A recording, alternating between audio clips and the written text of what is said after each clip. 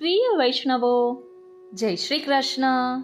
આપણે પરમ સૌભાગ્યશાળી છીએ કે આપણને શ્રી વલ્લભની કૃપાથી પુષ્ટિ માર્ગમાં પ્રવેશ મળ્યો.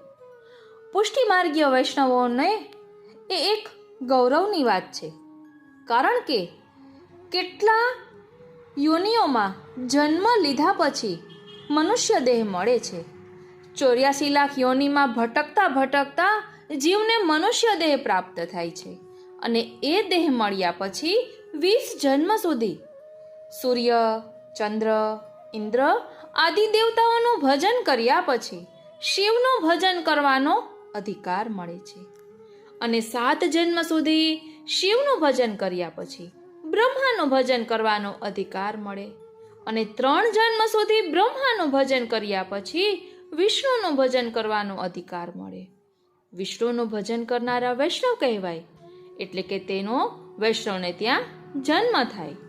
વૈષ્ણવોમાં આપણે એક પુષ્ટિ માર્ગીય વૈષ્ણવ છીએ. એટલે આ 20 જન્મ વિવિધ દેવતાઓનું ભજન, 7 જન્મ શિવજીનું ભજન, 3 જન્મ બ્રહ્માજીનું ભજન, 30 જન્મ થાય અને એક જન્મ ઉપર કહ્યા પ્રમાણે સગુણ સંપ્રદાયના ભજનમાં જાય ત્યારે, એટલે કે કુલ 33 જન્મ જાય અને 34મે જન્મે પુષ્ટિ ભક્તિ પ્રાપ્ત થાય. તો શ્રી વલ્લભની કૃપાથી આપણને આ પુષ્ટિ માર્ગમાં પ્રવેશ મળ્યો છે. તો સમય એમનેમ વ્યતીત કરવાને બદલે આજે પરમા એકાદશીના પાવન દિવસે આપણે ભક્તોને સુખ આપનારા વિવિધ સ્વરૂપોના ગુણગાન, એમનું દિવ્ય ચરિત્ર વિશે સમજવાનો પ્રયાસ કરીશું. બોલો શ્રી વલ્લભાધીશ કી જય. વાલા વૈષ્ણવો, આજે પરમા એકાદશીના પાવન દિવસે ભક્તોને પરમ સુખ આપનારા 5 દિવ્ય આશ્રયનો આપણે સત્સંગ કરીશું. વાલા વૈષ્ણવો, આજે પરમા એકાદશી છે. પરમા એટલે પરમ આનંદ આપનારી, પરમ શાંતિ આપનારી, પરમ સુખનો અનુભવ કરાવનારી. પણ એક પ્રશ્ન છે કે આપણે રોજ સુખ શોધીએ છીએ, આનંદ શોધીએ છીએ, શાંતિ શોધીએ છીએ, પણ શું આ જગતમાં ક્યારેય કોઈ એવું સુખ છે કે જે ક્યારેય ઓછું ના થાય? તો આપણો પુષ્ટિ માર્ગ કહે છે કે એ સુખ ધનથી નહીં, મનથી નથી, સંબંધોથી પણ નથી. એ સુખ તો શ્રીજીના ચરણોમાં છે. તન મન ધન શ્રીજીના ચરણોમાં. અને જ્યારે જીવ દીન બનીને આશ્રય કરે છે ને, ત્યારે 5 આ દિવ્ય સ્વરૂપો આપણને પોતાના હૃદયમાં સમાવી લે છે અને આપણા હૃદયમાં સુખપૂર્વક બિરાજે પણ છે. તો ચાલો ને આજે 84 અને 252 વૈષ્ણવોની વાર્તાના ભાવથી સમજીએ કે ભક્તોને પરમ સુખ આપનારા કોણ છે. પ્રથમ આપણે વાત કરીએ શ્રીનાથજીના આશ્રયની. ભક્ત વત્સલતાનો અદ્ભુત મહાસાગર ને એટલે શ્રીનાથજી.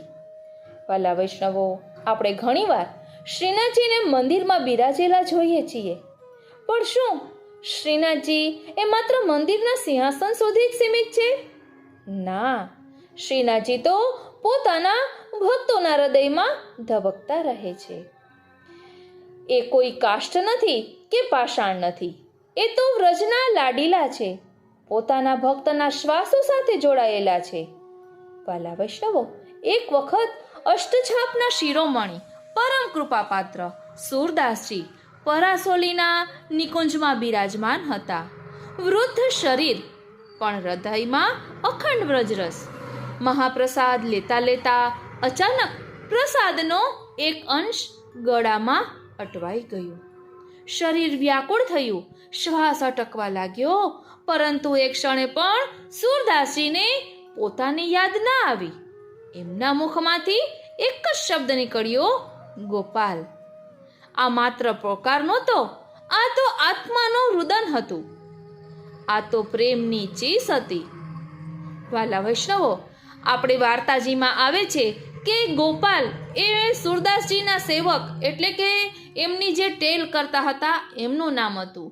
ગોપાલ કારણ કે સુરદાસજી નેત્રોથી જોઈ શકતા ન હતા, એટલે એમને પ્રસાદની જે થાળી હોય સાથે પાણીનો એક ગ્લાસ મૂકવાનો હોય, એ પાણીનો ગ્લાસ મૂકતા ભૂલી ગયા આ ગોપાલ નામના દાસ એમના, અને બહાર ક્યાંક ચાલ્યા ગયા અને ત્યાં વાતો કરી રહ્યા હતા, એ ભૂલી ગયા પાણી મૂકતા, અને સુરદાસજીના ગળે પ્રસાદ અટક્યો એટલે એમનો અવાજ રૂંધાવા લાગ્યો, એટલે એને ગોપાલ એ દાસને બોલાવ્યા, એમના સેવકને બોલાવ્યા, અને ગોપાલ નામ બોલતા શ્રીજી બાવા સ્વયં પધાર્યા.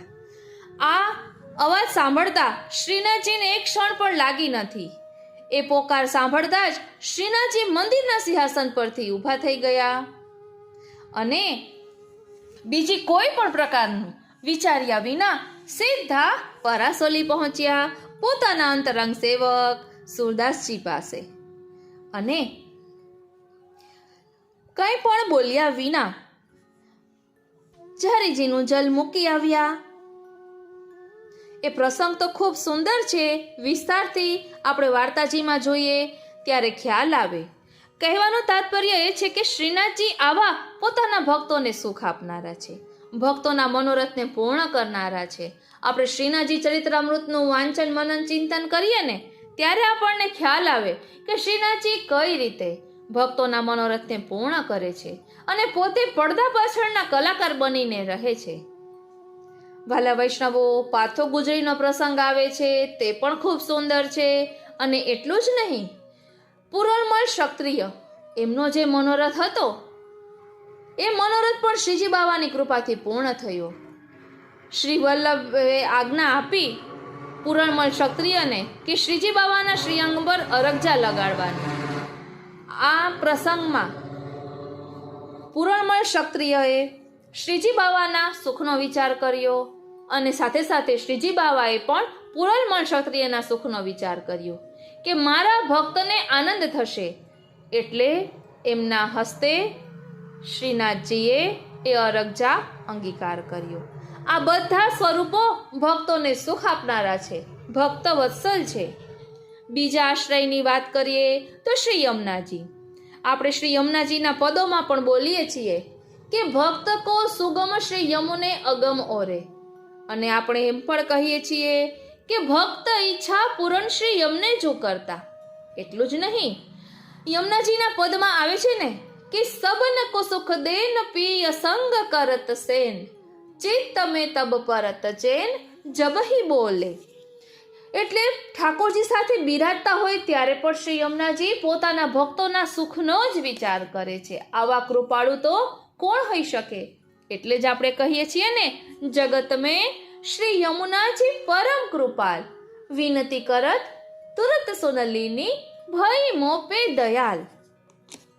એટલે જ આપણે વારંવાર શ્રી યમુનાજીને નમન કરીએ છીએ અને ગાઈએ છીએ, નમો નમો યમુના મહારાણી, નમો નમો યમુના મહારાણી, આનંદ મંગલકારી રે, કૃપા કરે ગોપી જન વલ્લભ રાધા રમણ વિહારી રે, પુલિન મનોહર રાસ રચાવે, કુંજની કુંજ સમારી રે.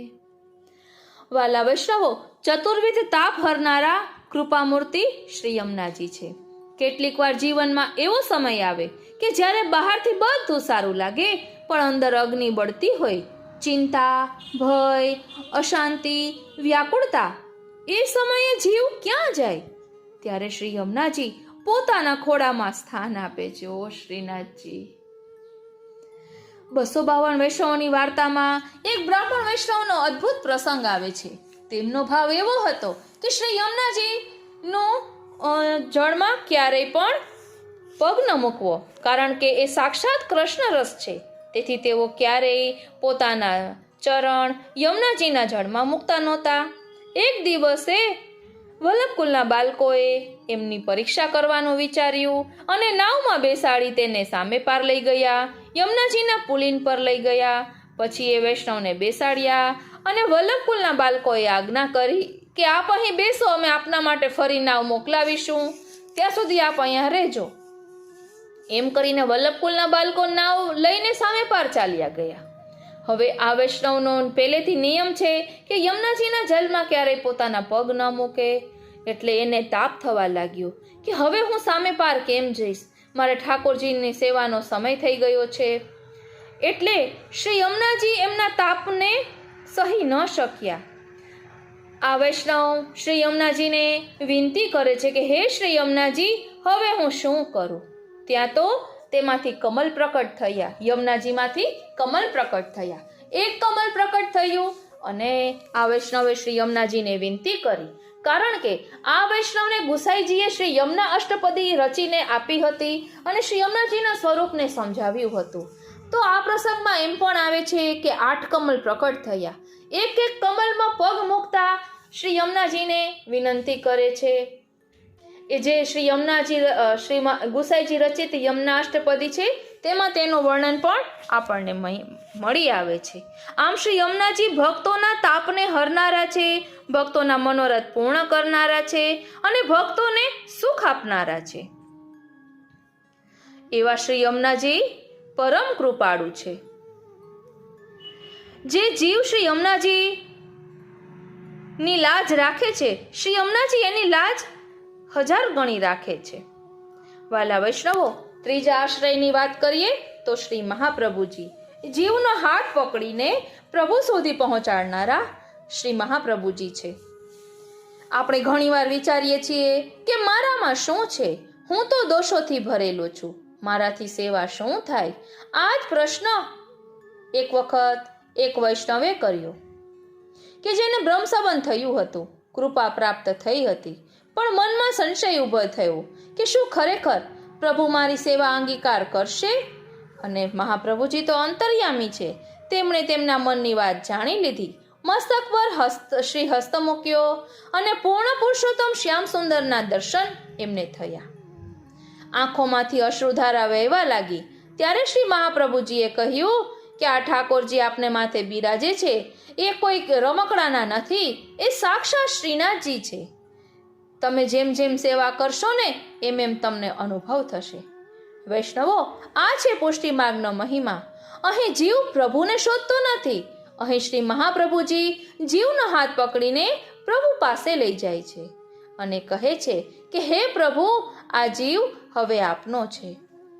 ચોથા આશ્રયની વાત કરીએ તો શ્રી ગિરિરાજજી, દાસત્વ ભક્તિના કલ્પવૃક્ષ એટલે શ્રી ગિરિરાજજી. વાલા વૈષ્ણવો, શ્રી ગિરિરાજી એ કોઈ પર્વત નથી, એ તો વ્રજની ધડકન છે, વ્રજનો શ્વાસ છે, હરિદાસવર્ય છે.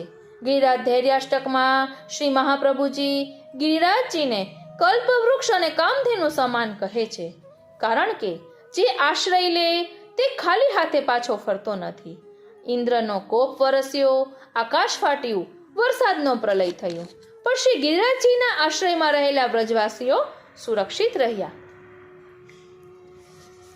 આજે પણ ઘણા વૈષ્ણવો ગિરિરાજજીની તળેટીમાં બેસીને આ અનુભવ કરે છે. અહીં હૃદય શાંત થાય છે, મન નિર્મળ થાય છે અને પ્રભુની નજીક આવી ગયાનો અનુભવ થાય છે. ગિરિરાજજી જાણે કહે છે કે તારે દુનિયાનો ભાર ઉચકવાની જરૂર નથી, મારા આશ્રયમાં આવી જા. એટલે જ આપણે કહીએ છીએ ને, ગિરિરાજ ધરણ હમ તેરી શરણ, ગિરિરાજ ધરણ હમ તેરી શરણ. પાંચમો આશ્રય છે શ્રી સ્વામિનીજી એટલે કે શ્રી રાધાજી. આપણે પુષ્ટિ માર્ગમાં શ્રી સ્વામિનીજી કહીએ છીએ, જે રસના અધિષ્ઠાત્રી છે, કૃપાના મહારાણી છે. આ પાંચમા આશ્રય સુધી પહોંચીએ જે બધા આ આશ્રયનું હૃદય છે એ છે શ્રી સ્વામિનીજી. શ્રીનાથજીનું હૃદય જોવું હોય તો શ્રી સ્વામિનીજીના ચરણોમાં જવું જોઈએ. જ્યાં શ્રી સ્વામિનીજી છે ત્યાં જ રસ છે, ત્યાં જ આનંદ છે, ત્યાં જ નિકુંજનું સુખ છે. કેટલાક વૈષ્ણવો પૂછે કે પ્રભુ સુધી કેવી રીતે પહોંચી શકાય? તો તેમનો જવાબ છે કે શ્રી સ્વામિનીજીનો આશ્રય દ્રઢ થાય ત્યારે. જ્યારે કોઈ જીવ દીન બનીને શ્રી સ્વામિનીજીના ચરણોમાં પડે છે ત્યારે શ્રી સ્વામિનીજી કૃપા કરી શ્રીનાથજીને કહે છે કે હે પ્રભુ, આ આપનો જીવ છે, આનો આપ અંગીકાર કરો. આનાથી મોટું સુખ બીજું શું હોય? જ્યાં જીવની ભલામણ સ્વયં શ્રી સ્વામિનીજી કરતા હોય ત્યાં અસ્વીકારનો પ્રશ્ન જ ક્યાં રહે છે?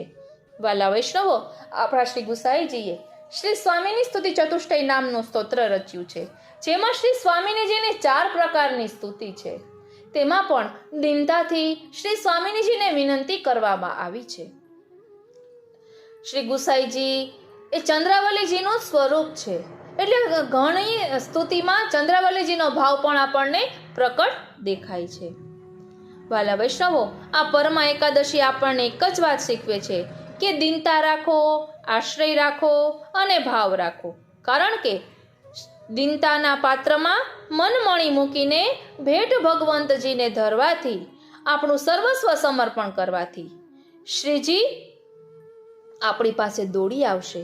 શ્રી અમનાજી આપણને માર્ગ બનાવી આપશે. શ્રી મહાપ્રભુજી આપણો હાથ પકડી લેશે. શ્રી ગિરિરાજજી આપણું રક્ષણ કરશે અને શ્રી સ્વામિનીજી સ્વીકાર કરાવી આપશે.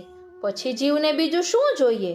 માટે આપણે વિનંતી કરીએ, હે શ્રીનાથજી, હે શ્રી યમુનાજી, હે શ્રી મહાપ્રભુજી, હે શ્રી ગિરિરાજજી, હે શ્રી સ્વામિનીજી, અમને આપના ચરણારવિંદમાં એવો દ્રઢાશ્રય આપો, એવો દ્રઢાશ્રય આપો કે જીવનના દરેક શ્વાસમાં માત્ર આપની કૃપાનો જ અનુભવ થાય.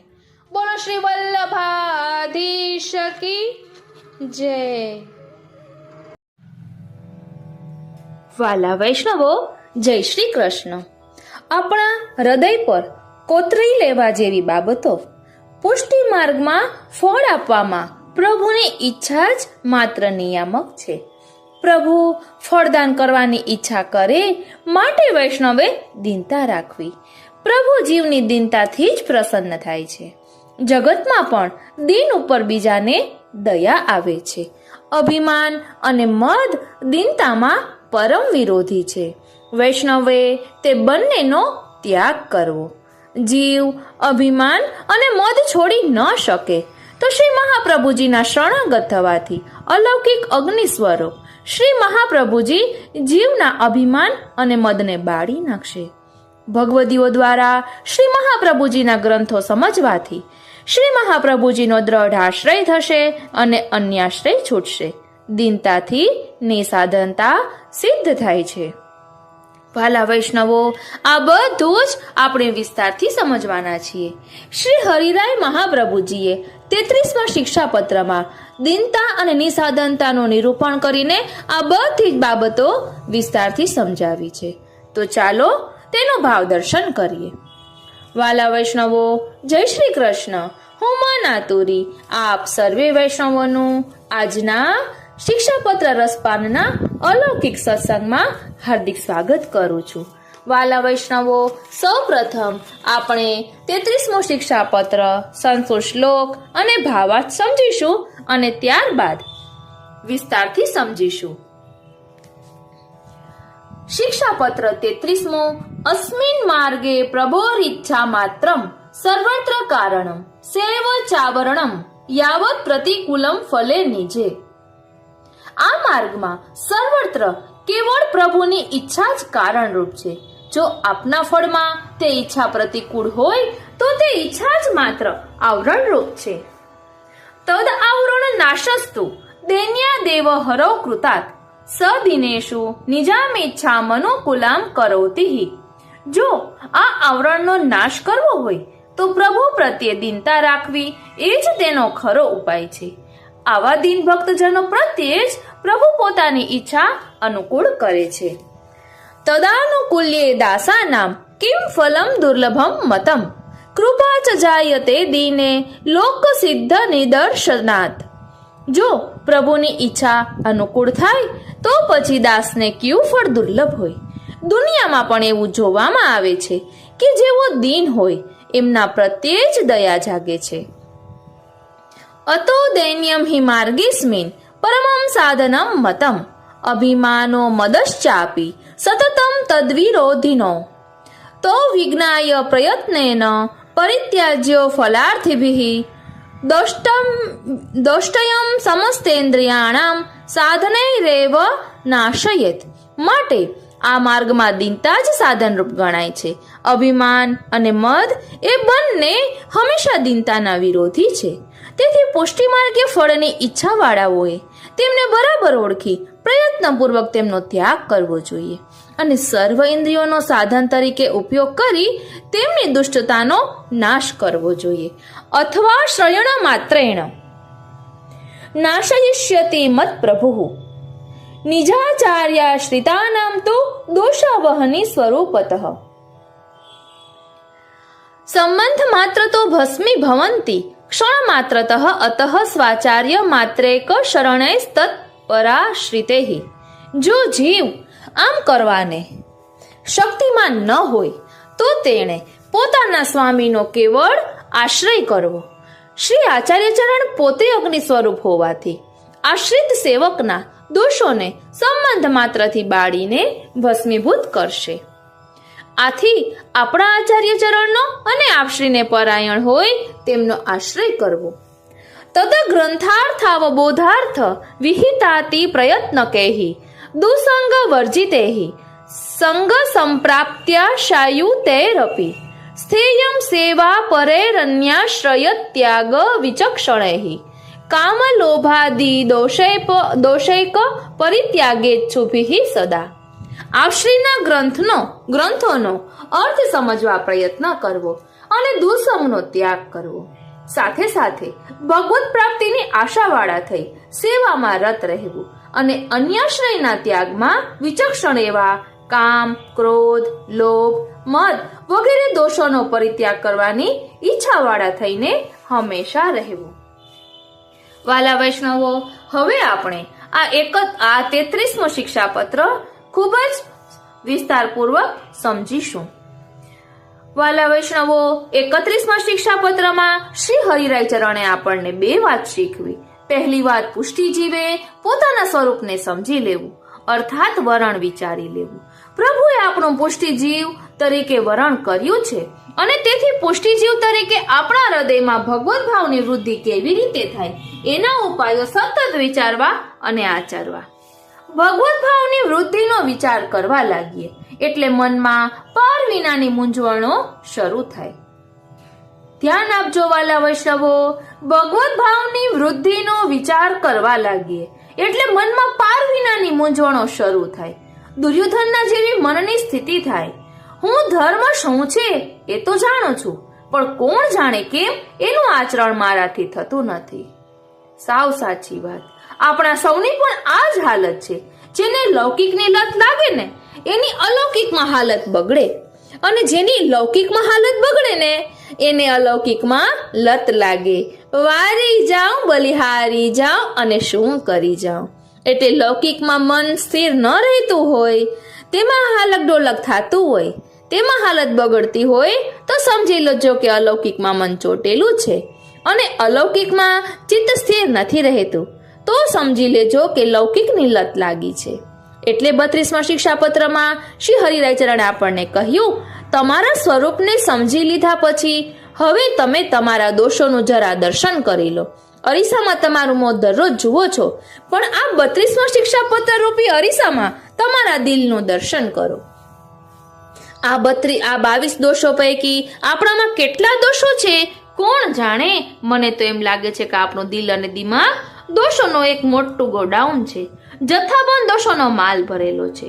એને લઈને આપણને આપણા દોષોય દેખાતા નથી. શ્રી હરિરાય ચરણે 32મા શિક્ષાપત્રમાં આપણા મનને રાહુ અને કેતુની જેમ ગળી જનારા 22 દોષો બતાવ્યા અને આપણે એને નોંધી લીધા. એનાથી ખિન્નતા અનુભવવાની નથી, એને દૂર કરવા માટે પ્રયત્નશીલ બનવાનું છે. એ દુર્ગુણોને દૂર કરીને સદગુણો હૃદયમાં સ્થાપવાના છે. એવા 22 ગુણો જે ભગવત ભાવને વધારનારા છે એનું શ્રી હરિરાય ચરણે આપણને દર્શન કરાવ્યું. હવે 33મા શિક્ષાપત્રમાં શ્લોકની કુલ સંખ્યા 9ની છે.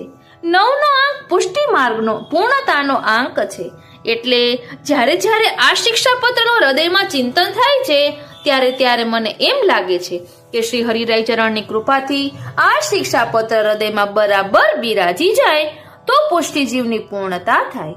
22 ગુણો બતાવ્યા પછી એ 22 ગુણોથી સુશોભિત સમલંકૃત એવા પુષ્ટિજીવની પૂર્ણતાનું દર્શન આ 33મા શિક્ષાપત્રમાં શ્રી હરિરાય ચરણ આપણને કરાવે છે. માટે સૌએ આ શિક્ષાપત્ર સાવધાનીપૂર્વક શ્રવણ કરીને હૃદયમાં ધારણ કરવાનું છે. 33મા શિક્ષાપત્રમાં ભગવત કૃપાનું મૂળ દૈન્ય એટલે કે દીનતા છે, નિસાધનતા છે એવું શ્રી હરિરાયજી આપણને હવે સમજાવે છે. પુષ્ટિ જીવનની પૂર્ણતા દૈન્યતા છે, નિસાધનતાના સાચા અનુભવથી દીનતા આવે છે. માટે શ્રી હરિરાય ચરણ આજ્ઞા કરે છે કે દૈન્યને જીવનમાં ઉતારવા માટેનું પહેલું પગથિયું છે વિવેક. ધ્યાન આપજો વાલા વૈષ્ણવો, દૈન્યને જીવનમાં ઉતારવા માટે એટલે કે હૃદય પર ધારણ કરવા માટે પહેલું પગથિયું છે વિવેક. જેના જીવનમાં વિવેક જાગે એના જીવનમાં શાંતિ આવે. શ્રી મહાપ્રભુજીએ પુષ્ટિજીવનો વિવેક ધૈર્યાશ્રય ગ્રંથમાં બતાવ્યો. આપણે સૌ લૌકિક વિવેકમાં તો પારંગત છીએ. લૌકિક વિવેકનું એક સરસ મજાનું દ્રષ્ટાંત ગુજરાતી સાહિત્યના હાસ્ય લેખક શ્રી જ્યોતિન્દ્ર દવેએ આપ્યું છે. પ્રસંગ એવો છે કે એક મહોલ્લામાં એક તોફાની છોકરો રસ્તા વચ્ચે રમે છે. મા બાપનું કહ્યું માનતો નથી, અવિવેકી છે. ત્યાં એક ઘોડાગાડી પૂરજોશથી આવતી હોય છે. છોકરો હડફેટમાં આવે છે. રડતો રડતો ઘરમાં જઈને બાપુજીને ફરિયાદ કરે છે.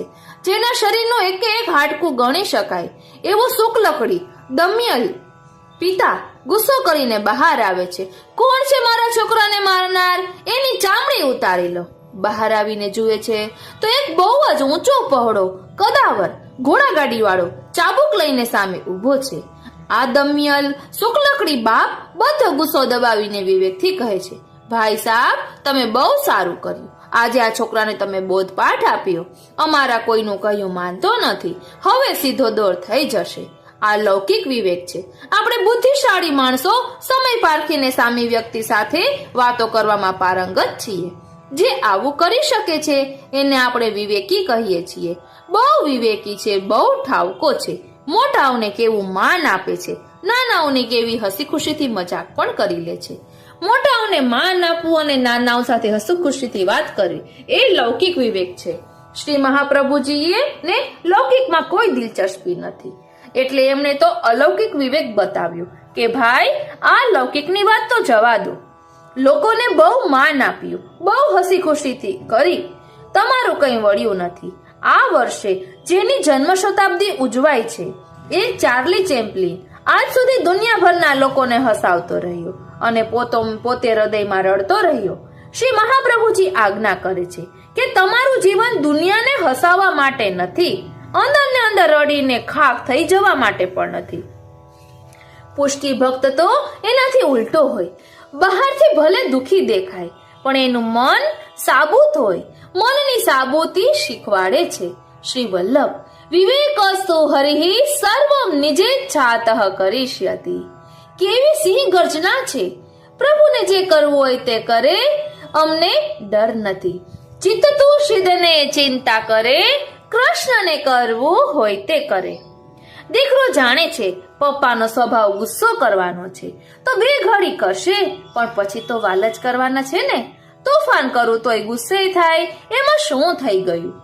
દીકરાને આવડે છે બાપ ગુસ્સે થાય ને ત્યારે આપણે આડાઅવડા થઈ જવાનું, એટલે વાત પૂરી થાય. શ્રી મહાપ્રભુજી આ જ શીખવાડે છે. આપણે અપરાધ કરીએ કે ન કરીએ, પણ પ્રભુ ગુસ્સે થાય ત્યારે ત્રિદુઃખ સહનમ, જેટલા દુઃખ પડે એને ચૂપચાપ સહન કરી લેવાના. સામે બાયો નહીં ચડાવવાની કે તમે મને દુઃખ કેમ આપ્યું. શ્રી હરિરાય ચરણ અહીં એક વાત કહે છે કે પ્રભુની ઈચ્છા જ એકમાત્ર કારણ છે. આ સત્ય આપણે સૌએ પ્રેમપૂર્વક સ્વીકારી લેવું જોઈએ. પ્રભુ જો કરે સો ભલી કરે, હરિ કરે સો ભલી. 252 વૈષ્ણવમાં એક વૈષ્ણવ થઈ ગયા. મોટા રાજ્યના દિવાન હતા. શ્રી ગુસાઈજીના સેવક. એક સિદ્ધાંત એમને હૃદયમાં વસી ગયો. પ્રભુ જો કરે સો ભલી કરે, એવું તેઓ માનતા, એવું સ્વીકારતા અને એવું સૌને કહેતા. એ રાજ્યનો રાજા મૃત્યુ પથારીએ હતો. ત્યારે દીકરાને બોલાવીને કહ્યું, બેટા, દીવાનજીની આજ્ઞામાં રહેજે, તારા બાપના સ્થાને છે. દીકરાએ વચન આપ્યું. હવે દીકરો રાજા બન્યો. દીવાનજીને બહુ માન આપે. એ રાજાને ત્યાં પાછો નાનો દીકરો. એ નાના દીકરાએ એક દિવસ બહાડટ લીધી કે શેરડી ખાવી છે. શેરડી આવી, કાપી આપો. રાજાને તલવાર ચલાવતા આવડે, છરી ચલાવતા ન આવડે. નોકરને કહ્યું કે શેરડી કાપી આપ. એટલે દીકરો કહે કે ના, નોકરને તમે કાપી આપો. રાજા શેરડી કાપવા છરી ચલાવવા ગયા અને અંગૂઠો કપાઈ ગયો. ગામમાં ખબર પડી. મોટાની છાશ પોટલીએ વેચાય. સૌ દોડતા દોડતા ખબર કાઢવા આવ્યા. બહુ ખોટું થયું, બહુ ખોટું થયું. રોજની જેમ દીવાનજી પણ ઘરમાં સેવા પહોંચીને રાજ દરબારમાં આવ્યા. પણ એમણે તો સ્વભાવ પ્રમાણે કહ્યું, પ્રભુ જો કરે સો ભલી કરે, ચિંતા ન કરશો. રાજા મનમાં સમસમી ગયો કે હું અંગૂઠો કપાઈ ગયો, એમાં ભલું થયું કહેવાય. આ દીવાન 60 વટાવી ગયા. હવે બુદ્ધિ બગડી છે આ ડોસાની. પણ પિતાએ કહેલું કે બાપની જગ્યાએ ગણ છે એટલે બોલ્યા નહીં. વળી થોડો વખત ગયો. એને એક દિવસ એવો આવ્યો. થોડોક વખત થયો એને એક દિવસ એવો આવ્યો કે રાજાના પત્ની હરિશરણ થયા. ગામ ખરખરે આવ્યું. દીવાનજી પણ આવ્યા. એમણે કહ્યું, રાજાજી, શોક ન કરવો, પ્રભુ જો કરે સો ભલી કરે. રાજાના મનનો ગુસ્સો આસમાને પહોંચ્યો કે આ તો મારો દુશ્મન છે. કોઈ દુશ્મનના ત્યાં જઈને આવું ન કહે. મૃત્યુના પ્રસંગે કે પ્રભુએ સારું કર્યું. રાજાએ વિચાર કર્યો કે આને સીધો કરી દઈએ. મારાઓને મોકલ્યા કે આ દીવાનને પૂરો કરી નાખો. સવારે 4 વાગે ઉઠીને રોજ દીવાનજી ગામ બહાર આવેલા જલાશયમાં સ્નાન કરવા જાય. મારાઓ ગોઠવાઈ ગયા. સવારે 4 વાગે દીવાનજી નીકળ્યા ખરા સ્નાન કરવા જવા. પણ અમાસની રાત હતી. ઘોર અંધારું. ઘર આંગણે એક ખાડો દેખાયો નહીં અને પગ એમાં પડ્યો. મચકોડ થયો. બેસી ગયા. ચાલી ન શકાયું. જલાશય સુધી ન પહોંચાયું એટલે ઘેર સ્નાન કરી લીધું. મારાઓ વિલે મોઢે પાછા ફર્યા. કેમ, શું થયું? એટલે કહે, આજે દીવાનજી સ્નાન કરવા જ નથી આવ્યા. એમનો પગ મચકોડાઈ ગયાના સમાચાર છે. રાજા મળવા આવ્યા. દીવાનજીને કહે, દીવાનજી, બહુ ખોટું થયું. આ અમારે પગ મચકોડાઈ ગયો. દીવાનજી કહે, પ્રભુ જો કરે સો ભલી કરે, દુઃખ ન કરવું. રાજાએ વિચાર કર્યો કે એમની વાત સાચી છે કે પગ મચકોડાયો ન હોત તો આ દીવાનજી અહીં ન હોત. માટે શ્રી મહાપ્રભુજી સમજાવે છે કે જીવનમાં જે કંઈ બને છે એ પ્રભુની ઈચ્છાથી જ બને છે. માટે નરસિંહ મહેતાએ કહ્યું, જે ગમે તે જગત ગુરુદેવ જગદીશને, તે તણો ખરખરો ફોક કરવો. આપણો ચિંતવ્યો અર્થ કઈ નવસરે, ઉગરે એક ઉદ્વેગ ધરવો. દયારામભાઈએ કહ્યું કે નરસિંહ, તારી વાત બિલકુલ સાચી. ચિત્ત તુષિદને ચિંતા ધરે, કૃષ્ણને કરવું હોય તે કરે. ત્યારે બીજો કવિ તો એમ કહે કે ગુજારે જે શિરે, તારે જગતનો નાથ તે સેજે. ગણ્યું જે પ્યારે પ્યારાએ, અતિ પ્યારું તું ગણી લેજે. આ પુષ્ટિ ભક્તનો સ્વભાવ. પ્રભુ માંદગી આપે ને ત્યારે પુષ્ટિ ભક્ત એમ કહે કે હું માંદો પડું, ઊભો ન થઈ શકું. એ જોઈને બાલ સ્વરૂપે, હે પ્રભુ, જો આપને આનંદ આવતો હોય મને ખીજવવાનો તો મને કઈ વાંધો નથી. અરે શ્રીનાથજી, વારી જાઉં, બલિહારી જાઉં અને શું કરી જાઉં. સાવ સાચી વાત છે. જે આવે તે માથે ચડાવી લેવું, સ્વીકારી લેવું. આ બધું આપણા હૃદયમાં, આપણા જીવનમાં ઉતરે, આચરણમાં આવે તો આપણો બેડો પાર થઈ જાય. અમારા નાગરદાસ કાકા હંમેશા કહેતા કે માંદગી તો પ્રભુના કૃપા પાત્રોને મળે શ્રીનાથજી. કારણ કે પ્રભુનું સ્મરણ જ માંદગીમાં થાય છે. બાકી તો કામની ધમાલમાં પ્રભુ યાદ આવતા જ નથી. અરે શ્રીનાથજી, જેને પ્રભુ યાદ નથી આવતા, જેને પ્રભુ પોતાનું સ્મરણ કરાવવા માંગે છે, એને પ્રભુ વિપત્તિઓ આપે છે. ધ્યાન આપજો વાલા વૈષ્ણવો. જેને પ્રભુ પોતાનું સ્મરણ કરાવવા માંગે છે એને પ્રભુ વિપત્તિઓ આપત્તિઓ આપે છે. માટે જગતમાં જે કંઈ બને છે એ સર્વ કંઈ પ્રભુની ઈચ્છાથી બને છે. એટલું જ નહીં, એની પાછળ પણ ચોક્કસ કારણો હોય છે. જે કારણો ક્યારેક આપણને તે સમયે સમજાતા નથી, પરંતુ પાછળથી સમજાય છે. શ્રી હરિરાયચરણ અહીં પ્રશ્ન કરે છે કે જો બધું પ્રભુની ઈચ્છાથી જ થવાનું હોય તો આપણું ધાર્યું કંઈ થવાનું ન હોય તો આપણે દુનિયામાં કશું પણ શા માટે કરવું જોઈએ? પ્રયત્ન શા માટે કરવો? પ્રભુને જો ભોજન કરાવવું હશે તો મુખમાં ભોજન આવી જશે. સવારની રસોઈની ખટપટ કરવી સિદ્ધને. બીજો એક પ્રશ્ન મનમાં જાગે છે કે પ્રભુની ઈચ્છા પ્રભુ પૂરશે એમ જાણીને હાથ જોડીને શું બેસી રહેવું? પુરુષાર્થવાદીઓ ના પાડશે કે ના, પ્રારબ્ધનો અમે સ્વીકાર નથી કરતા, અમે તો મહેનત કરીશું. ત્યારે હરિરાયચરણ આજ્ઞા કરે છે કે આવી વિષમ સ્થિતિમાં જે પ્રભુમાં દીનતા રાખીને પોતાની શક્તિ પ્રમાણે કાર્ય કરતો રહે છે એને પ્રભુ સર્વ પ્રકારે સાનુકૂળતા પણ કરી આપે છે. પુષ્ટિ માર્ગમાં જે જીવ દીન બનીને રહે છે એ જીવને પ્રભુ અનુકૂળ બનીને રહે છે. પ્રભુની પાસે બધું છે, દીનતા નથી. ષડૈશ્વર્ય છે પણ દીનતા નથી. આપણી પાસે ન હોય એ પારકા ભાણાનો લાડવો બહુ મોટો લાગતો હોય. પ્રભુમાં જ્ઞાન છે એટલે પ્રભુને બીજાના જ્ઞાનથી પ્રસન્નતા થતી નથી. પ્રભુમાં વીર્ય છે એટલે બીજાના વીર્યથી પ્રસન્નતા થતી નથી. પ્રભુમાં વૈરાગ્ય પણ છે એટલે આપણા વૈરાગ્યથી પ્રભુ રીતતા નથી. પ્રભુ રીઝે છે કેવળ પોતાના દાસની દીનતાથી. કારણ કે પ્રભુ પાસે દીનતાનો નિધિ નથી. શ્રી હરિરાયચરણ આજ્ઞા કરે છે કે કેવળ પ્રભુના ઘેર જ નહીં, દુનિયામાં પણ જે માણસ દીન બનીને રહે છે એને સૌ મદદ કરે છે. આપણે જાણીએ છીએ કે દુનિયામાં કોઈની પાસે કંઈ મેળવવું હોય ત્યારે મોં ગરીબડું કરવું પડે, વાણીમાં દીનતા લાવવી પડે. દુનિયામાં પણ માલિક નોકરની દીનતાથી રાજી થાય છે અને એને જોઈતી વસ્તુ આપે છે. દુનિયામાં દીકરા દીકરીની દીનતા પિતાને પીગળાવે છે અને એનું મોં માગ્યું આપે છે. દીનતાની એક જબરદસ્ત અસર આપણે કંઈક પ્રાપ્ત કરવું હોય ત્યારે અનુભવીએ છીએ. પણ દુનિયામાં આ જે ગરીબપણાનો ભાવ છે એને દીનતા નહીં કહીએ, કારણ કે દીનતા તો અલૌકિક ભાવ છે. દીન શબ્દ બહુ મજાનો, તમે જેને જરા ઉલટાવી નાખો, અરે શ્રીનાથજી, નદી બની જશે. નદીનો સ્વભાવ સૌને આપતા આપતા નીચાણ તરફ વહેતા પોતાના અંતિમ લક્ષ્ય એટલે કે સમુદ્ર સુધી પહોંચવાનો. જે પોતાની પાસે જે કંઈ છે એ સૌને વહેંચતો હૃદયમાં અહંકાર રાખ્યા વિના ભગવતગામી બને એ દિન. નમ્રતાથી સૌ કોઈ રીઝે, નમ્રતાથી સૌ કોઈ રીઝે એટલે કે નમતાથી સૌ કોઈ રીઝે, નમતાને બહુમાન. કવિએ પણ એમ કહ્યું કે નદી પણ પર્વતને છોડીને સાગરને ભજવા નીકળે છે. માટે શ્રી હરિરાયચરણ અહીં બતાવે છે કે પુષ્ટિ ભક્તે એના જીવનમાં સૌથી પહેલી સિદ્ધિ પ્રાપ્ત કરવાની હોય તો એ દીનતાની છે. શ્રી મહાપ્રભુજીએ આજ્ઞા કરી પ્રભુને પ્રસન્ન કરવાનું સાધન એ દીનતા. નહીં સાધન સંપત્ત્યા હરિસ્તુષ્યતિ કદાચન. ભક્તની સાધન સંપત્તિથી પ્રભુ ક્યારેય રીતતા નથી.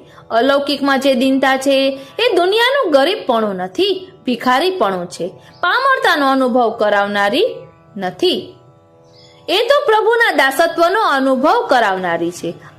જે દાસ હોય એ દીન બની શકે, સ્વામી કદી દીન બની શકતો નથી. જે સ્વતંત્ર હોય એનું માથું હંમેશા ઊંચું રહે, જે પરતંત્ર હોય એનું માથું હંમેશા નમેલું રહે.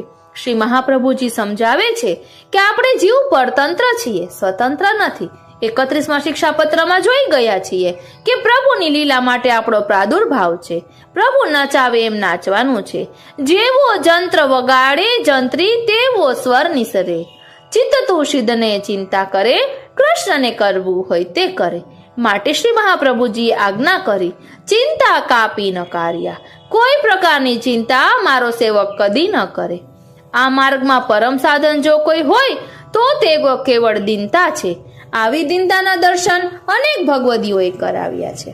આવી દીનતાના દર્શન શ્રી ગુસાઈજી પ્રભુચરણ આદિ મહાનુભાવોએ પણ કરાવ્યા છે. શ્રી ગુસાઈજી હરસાનીજીને વિનંતી કરે છે, હરસાનીજી, આપ શ્રી મહાપ્રભુજીના કૃપાપાત્ર છો. આપના હૃદયમાં અમારા પિતૃચરણોએ સ્વમાર્ગના સિદ્ધાંત સ્થાપિત કર્યા છે. હું એ જાણવા સમજવા આવ્યો છું, મને સમજાવો. શ્રી ગુસાઈજી હરસાનીજીને ત્યાં સામે પધારે. સ્વમાર્ગના સિદ્ધાંતો જાણવા આ દૈન્યત્વ છે. આવું દૈન્યત્વ બતાવ્યું હરસાનીજીએ જ્યારે શ્રી મહાપ્રભુજીએ પૂછ્યું કે દમલા તેને કછું સુન્યો. દામોદરદાસજી, જેમનું નામ જેમના પર શ્રી વલ્લભની અઢળક પ્રીતિ. એમને તો શ્રી કૃષ્ણ અને શ્રી વલ્લભનો સંવાદ સાંભળ્યો છે, છતાંય ગુરુમુખથી શ્રવણ કરવાની અભિલાષાથી દામોદરદાસજી હાથ જોડીને વિનંતી કરે છે, મહારાજ સુન્યો તો સહી, પરી સમજ્યો નહીં. આ દીનતા માટે આપણા માર્ગમાં વાણીનો વ્યવહાર પણ દીનતાયુક્ત છે. આપણા સર્વ શબ્દ પ્રયોગો દીનતાવાળા છે. દીનતા તો શેઠ પુરુષોત્તમ દાસજીએ બતાવી. એ પ્રસંગનું ચિંતન કરતા રોમ રોમ પ્રસન્ન થઈ જાય છે. એ જમાનાનો 56 કરોડ રૂપિયાનો આસામી, એના ત્યાં નોકર ચાકરોની શી ખોટ હશે? પણ પ્રભુને જેમનું દૂધ આરોગવું છે, એ ગાયોની સેવા સ્વયં શેઠ પુરુષોત્તમ દાસજી કરે છે. આ દીનતા આપણા જીવનમાં તો દીનતા જ ચાલી ગઈ છે. આપણા જીવનમાંથી તો દીનતા જ ચાલી ગઈ છે. માટે ભગવત સેવા આ હાથોથી હવે બનતી નથી, આ શરીરથી બનતી નથી. પંખાની સેવા હાથે છોડી દીધી, ઇલેક્ટ્રિક ફેનને એ સેવા મળી. પ્રભુની સામગ્રી માટેનો ચૂન પીસવાની સેવા હાથે છોડી દીધી. ઘરમાં એક નવો કીર્તનિયો આવ્યો, એને ગાવા હોય એ કીર્તન ગાય અને ઠાકોરજીને સાંભળવા હોય એ સાંભળે. આપણે શું?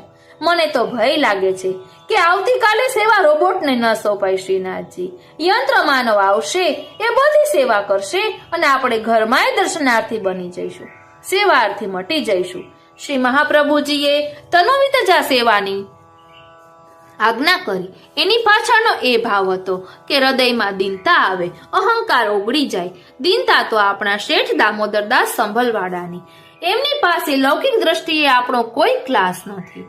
કનોજ રાજ્યના દિવાન અને પાછા શહેરના નગર શેઠ. 35 કરોડ રૂપિયા એમના ઘરમાં કોથળીઓમાં પડેલા. એવા શેઠજી રોજ ઠાકોરજીનું જળ ભરવા ગાગર લઈને બજાર વચ્ચેથી પગે ચાલીને જાય.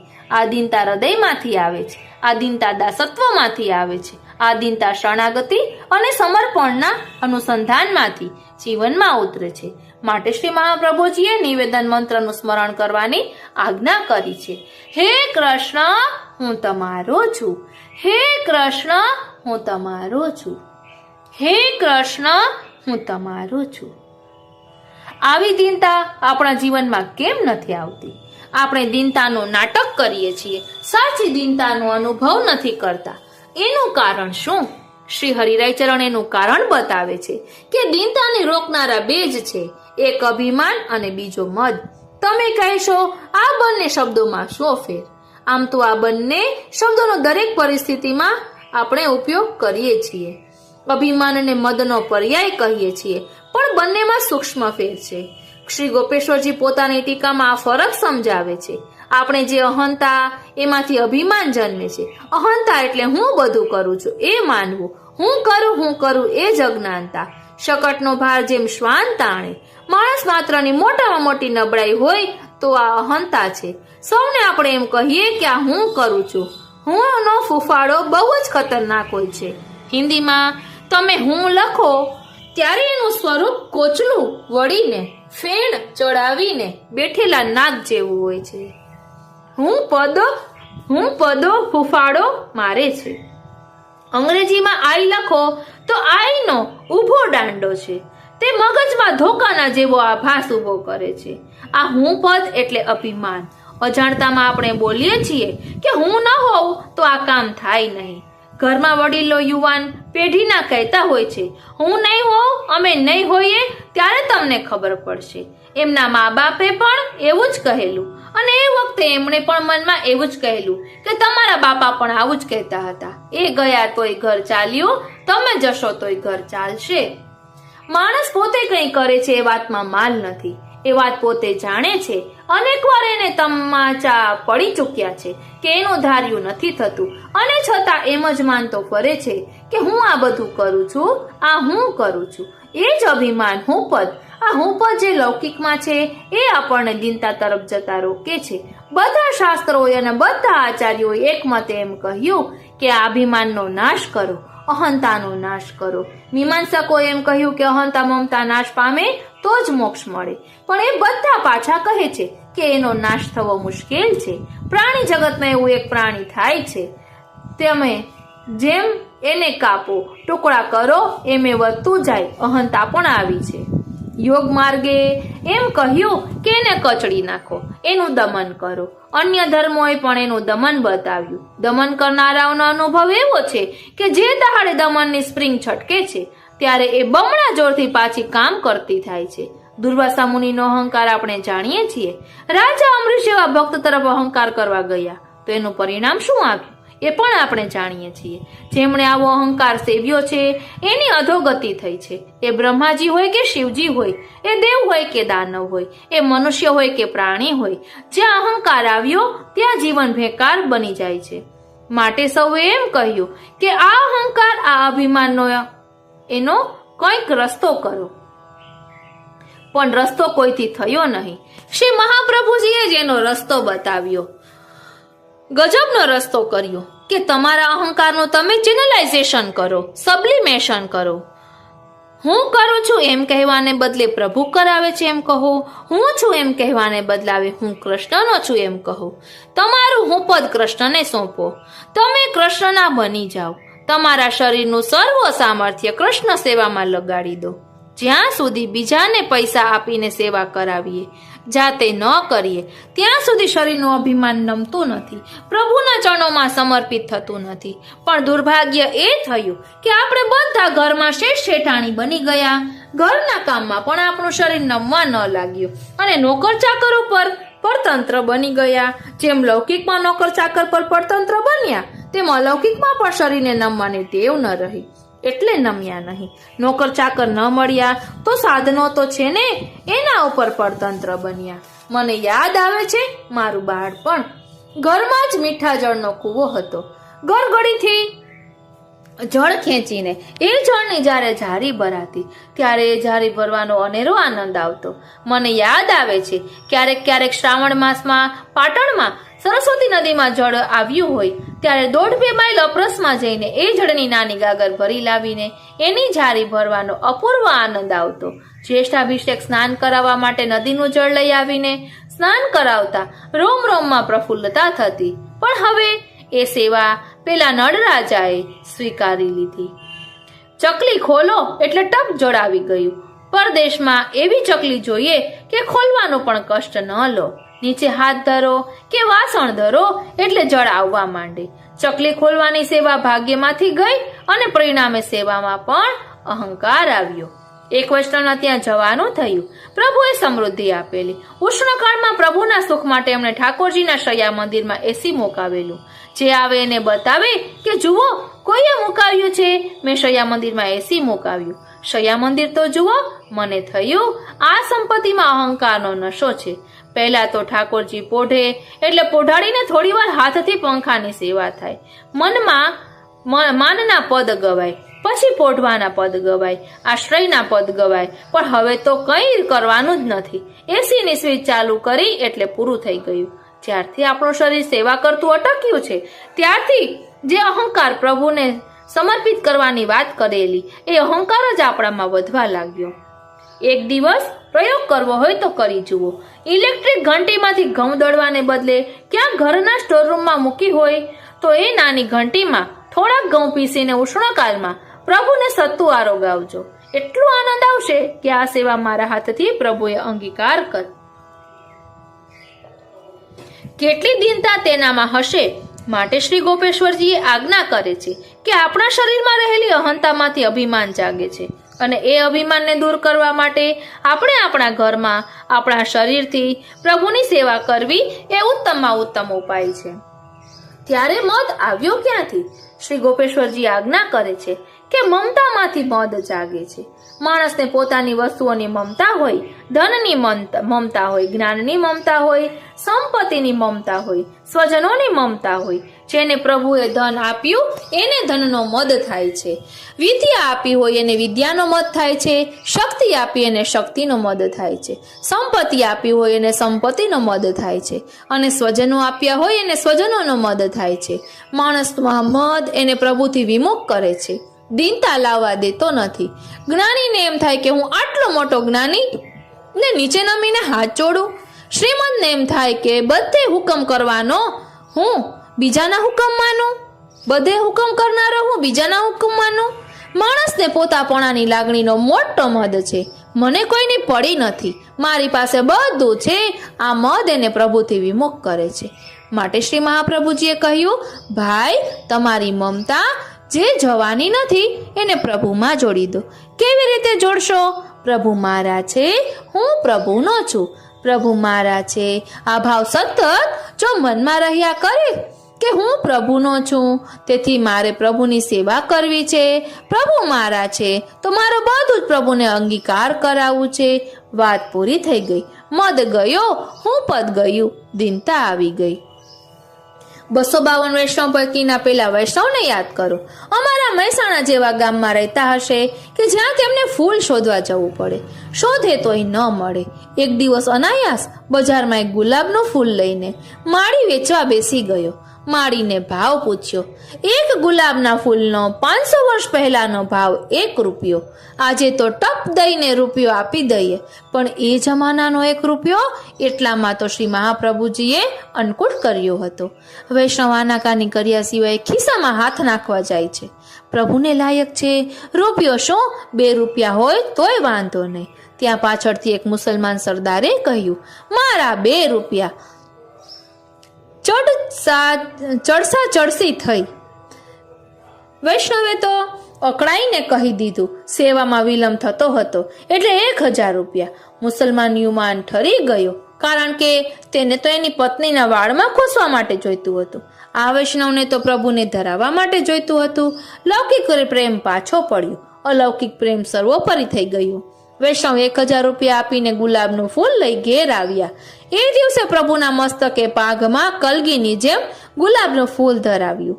કેટલી દીનતાથી ધર્યું, કેટલા પ્રેમથી ધર્યું. આ પ્રભુ મારા છે, એમના માટે હું શું ન કરું. તેને તેરે રોમ કી છબી પર જગતવારી સબ નાખો. અરે, આખું જગત સમર્પણ કરી દઉં જો મારી પાસે હોય તો. એવી એની એ દીનતા પાસે, એના એ પ્રેમ પાસે જતીપુરામાં શ્રી ગોવર્ધનનાથજી ઝૂકી ગયા. શ્રી ગુસાઈજી શ્રૃંગાર કરતા હતા. પ્રભુનું મસ્તક ઝૂકી ગયું. કેમ પ્રભુ આપનું મસ્તક ઝૂકી ગયું? કાકાજી, તમારા સેવકે આજે ખરી કરી હો. એની સઘળી મમતા મારા ચરણોમાં દીનતાથી ધરી દીધી છે. પ્રભુ પાસે આપણી સંપત્તિનો આવો વિનિયોગ આપણી મમતાને દૂર કરનારા છે. મારા પ્રભુની પ્રસન્નતા થતી હોય તો આ રૂપિયા શા કામના? આવો ભાવ પુષ્ટિ પ્રભુને બહુ જ પ્રિય છે. જેણે આવી આ અહંતા છોડી, જેણે આવી મમતા છોડી, એવા પદ્મનાભદાસજીનું સ્મરણ કરો. ઓહો, શું એ મહાભગવદીય થઈ ગયા! ન ભૂતો ન ભવિષ્યતિ. આખું ઉત્તર ભારત જેમના પગમાં પડે. કનોજ રાજ્યના રાજા ખુલ્લા પગે એમના ઘેર સામે પગે કથા સાંભળવા આવે. એ પદ્મનાભદાસજીને શ્રી મહાપ્રભુજીની આજ્ઞા થઈ, પદ્મનાભ, તારા પ્રાણ કંઠે આવી લાગે, જીવવાની કોઈ આશા બાકી ન રહે. એવી સ્થિતિમાં ભાગવતજીનો વેપાર કરીને પેટ ન ભરતો હો. પદ્મનાભદાસજીએ સંકલ્પ કર્યો કે આજથી ભાગવતજીની કથા નહીં કરું. શું કરવું? ત્યારે હવે પેટ ભરવા 7 માણસનું મોટું કુટુંબ, જે હાથથી કેવળ પોથીના પાના જ પકડ્યા છે જિંદગીભર, એવા કોમળ હાથમાં કુહાડી લઈને લાકડા કાપવા જંગલમાં ગયા. પ્રભુની સેવા માટે પોતાનો અહંકાર, પોતાનું સમાન પ્રભુના શ્રી ચરણોમાં ધરી દીધું. તેમણે બજાર વચ્ચે ઊભા રહીને લાકડા વેચ્યા. એક આનો મળ્યો. એક આનામાં શું આવે?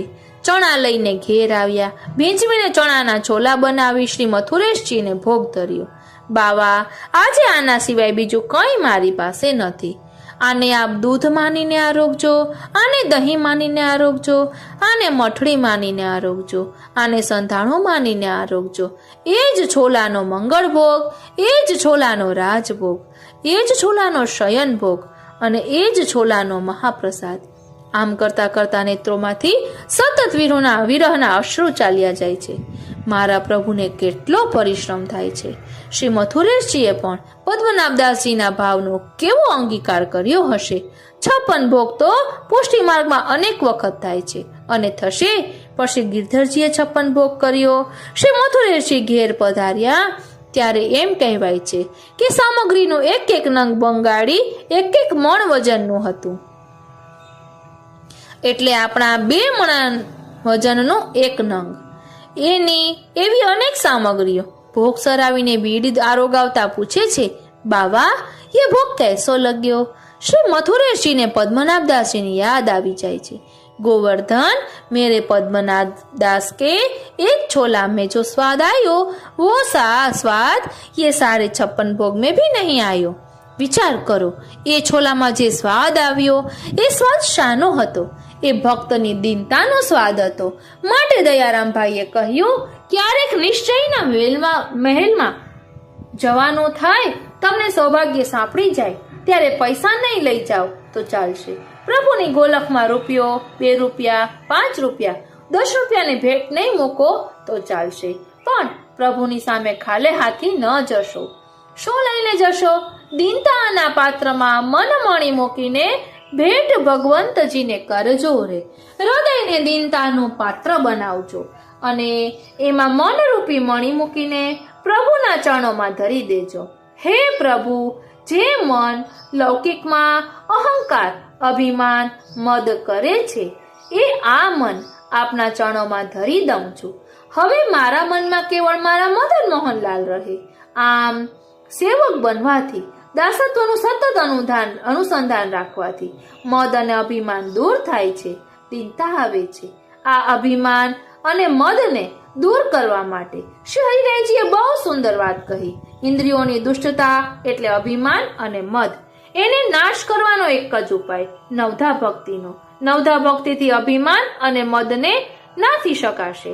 દશમ સ્કંદના કાલિયનાગના પ્રસંગનું આ જ રહસ્ય છે. સહસ્ત્ર ફણાઓ વાળો કાલિયનાગ શ્રી યમુનાજીના વિમલ જલને દૂષિત કરે છે. કયો કાલિયનાગ? અરે ક્યાં યમુનાજી? જલની કઈ વિમલતા? તો હંતા મમતા રૂપી હજારો ફેણો વાળું જે મન એ કાલિયનાગ જેવું છે. મન જ્યાં રહ્યું છે એ હૃદય ભક્તિનું ધામ છે. શ્રી યમુનાજીને બિરાજવાનું ધામ છે. હૃદય રૂપા શ્રી યમુનાજી ભક્તિ સ્વરૂપા છે. ભક્તિ હૃદયમાં રહે, જ્ઞાન બુદ્ધિમાં રહે તો જે શુદ્ધ નિષ્કામ ભક્તિ છે, જેને પુષ્ટિ ભક્તિ કહીએ, તે પુષ્ટિ ભક્તિને દૂષિત કરનારો અહંતા મમતાનો કાલિયનાગ છે. અહંતા મમતાએ આપણી ભક્તિને બગાડી છે, ગંદી કરી નાખી છે. બીજે ક્યાંય આવું હશે કે કેમ ખબર નથી. પુષ્ટિ માર્ગમાં તો છે, હર વાતનો ભક્તિમાં સોદો છે. શ્યામ સાથે સોદો કરવા સિવાય આપણને બીજું આવડતું નથી. સોદો રૂપિયાના સંદર્ભમાં કરીએ છીએ. 11 રૂપિયા આપીએ સામગ્રીમાં તો બદલામાં શું આપશો? નાથદ્વારામાં એક વૈષ્ણવ મળેલા, મને કહે, તમે સાવ અકલ વિનાના છો. મેં કહ્યું, હા, વાત તો તદ્દન સાચી, તમે મને ઓળખી લીધો. ક્યાં અક્કલ વાપરવાની છે? એટલે કહે, જુઓ, એક વાત સમજી લેજો, જેટલી સેવા કરવાની હોય એ એક સાથે ન લખાવી. મેં કહ્યું કે? તેઓ કહે, સમજણ નથી પડતી તમને? 100 રૂપિયા સાથે લખાવો અને 25 રૂપિયા 4 જણાના નામે લખાવો. પ્રયોગ કરી જુઓ, શામાં પ્રસાદ વધારે મળે છે.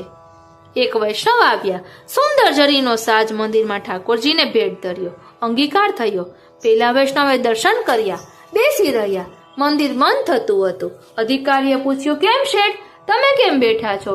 એટલે કહે કે આ સાજ આપ્યો, એનો પ્રસાદ મળશે કે નહીં મળે? અધિકારી કહે, ભાઈ, સાજનો પ્રસાદ ક્યાંથી લાવું? સાજ તો અંગીકાર થઈ ગયો. રૂપિયા આપ્યા હોત તો સામગ્રી આરોગત અને પ્રસાદ આપત. એટલે કહે, સાજ પણ રૂપિયાનો બન્યો હતો ને? ઠાકોરજીને મફતમાં કશું આપણે આપવા તૈયાર જ નથી. અરે શ્રીનાથજી, બીજા કોઈ ધર્મવાળા આપણી ઓફિસે આવે અને કહે કે 51 રૂપિયા આપો તો હોશે કહીએ છીએ કે લઈ જાઓ. એને કોઈ દાડો પૂછ્યું કે પ્રસાદ મોકલાવશો? આપણી પુષ્ટિ ભક્તિને આપણી આ અહંતા મમતાના કાલિયનાગે દૂષિત કરી દીધી છે. માટે પ્રભુ પાસેથી દરેક વસ્તુનો બાર્ગેનિંગ કરીએ છીએ, બદલાની આશા રાખીએ છીએ. જેમાં બદલો ન મળે એવું કોઈ કામ પુષ્ટિ માર્ગમાં ન કરવું, એવું નક્કી કરીને આપણે જાણે બેઠા છીએ. માટે આપણા હૃદયમાં અભિમાન રહે છે. લોકોને કહેતા ફરીએ છીએ, કોઈને કહેશો નહીં હો, પણ આજનો મનોરથ આપણો. કોઈને કહેશો નહીં હો, પણ હું હો તો જ આ 56 ભોગ થાય. આવો અહંકાર અને આવી મમતા જે પુષ્ટિ ભક્તિથી વિરોધીની છે, એ આપણી પુષ્ટિ માર્ગમાં ઘૂસી ગઈ છે અને એને લઈને આપણી ગૃહ સેવામાં પણ સ્વાર્થની ગંધ આવે છે. શ્રી મહાપ્રભુજીએ બતાવ્યું કે આ તનુજા વિતજા સેવા ઘરમાં રહીને એટલા માટે કરવી જરૂરી છે કે જેને કારણે અહંતા મમતાનો નાશ થાય. કેમ? અહંતા મમતાનો નાશ કેવળ ભગવત ચરણારવિંદથી જ થશે. કાલિય નાગના મસ્તકે ભગવાનના ચરણારવિંદ સ્થાપિત થયા તો કાલિય નાગને યમુનાજી છોડવા પડ્યા. આપણું મસ્તક ભગવત ચરણારવિંદમાં નમેલું રહેશે. ભગવત ચરણારવિંદની રજ આપણા મસ્તકે લાગેલી રહેશે તો એ મસ્તકમાં જન્મતી અહંતા મમતા દૂર થશે. માટે સેવામાં અનેક વખત દંડવત કરવાના વિધાન છે. સેવામાં જઈએ, હાથ ખાસા કરીને મંદિર પાસે પહેલા દંડવત કરવા પડે. હવે તો દંડવત કરતાંય શરીર નથી ચાલતું. સાષ્ટાંગ દંડવત કરવાનું ભૂલાઈ ગયું. પંચાંગ દંડવત કરીએ છીએ એ નથી આવડતા. નમાજ પડતા મુસલમાનની જેમ બે ઢીંચણ નમાવીને દંડવત કરીએ છીએ. દંડવતમાં કેવળ જમણો ઢીંચણ જમીનને સ્પર્શ કરે. શ્રીનાથજી વાલા વૈષ્ણવો ધ્યાન આપજો, દંડવતમાં કેવળ જમણો ઢીંચણ જમીનને સ્પર્શે ત્યારે પંચાંગ દંડવત થાય. ધ્યાન આપજો, જમણો ઢીંચણ જમીનને સ્પર્શે એટલે ગોઠણ. પણ સેવામાં દંડવત કરવામાં કેળનો મણકો ખસે છે એટલે ઊભા હાથ જોડીને સંતોષ માની લઈએ છીએ. બાકી તો ઠાકોરજીના મંદિર ખોલતા દંડવત થાય, મંગળા આરતી કરીને દંડવત થાય, શ્રૃંગાર ધરીને દંડવત થાય, રાજભોગ ધરીને દંડવત થાય, અનોસર કરીને બહાર આવતા દંડવત થાય. કેટલી બધી વાર દંડવત થાય. જેટલી વાર દંડવત થાય એટલી વાર દીનતાનો ભાવ હૃદયમાં પ્રગટે ને ઉછળે. પણ સેવામાંથી દર્શનમાંથી આ દંડવત પણ ગયા. શ્રી મહાપ્રભુજી આજ્ઞા કરે છે કે મર્યાદા માર્ગમાં શ્રવણથી શરૂ કરીને ભક્તિનો વિકાસ થાય અને આત્મનિવેદન એનું અંતિમ બિંદુ, અને પુષ્ટિ માર્ગમાં ઊંધું પહેલા આત્મનિવેદન અને પછી સેવા સ્મરણ સત્સંગ. આ નવધા ભક્તિના વિનિયોગથી દીનતા આવે. તે કેવી રીતે આવે તે આપણે આવતા પાઠમાં જોઈશું. ધ્યાન આપજો, મર્યાદા માર્ગમાં શ્રવણથી શરૂ કરીને ભક્તિનો વિકાસ અને આત્મનિવેદન એનું અંતિમ બિંદુ, જ્યારે પુષ્ટિ માર્ગમાં ઊંધું પહેલા આત્મનિવેદન અને પછી સેવા સ્મરણ સત્સંગ. આ નવધા ભક્તિના વિનિયોગથી દીનતા આવે. તે કેવી રીતે આવે તે આપણે આવતા પાઠમાં જોઈશું, કેમ કે હજી થોડુંક મોટું છે એટલે આપણે અલગથી લઈશું. આજનો આ સત્સંગ શ્રીનાથજી, શ્રી યમુનાજી અને શ્રી મહાપ્રભુજીના ચરણારવિંદમાં સમર્પિત કરું છું. જય શ્રી કૃષ્ણ.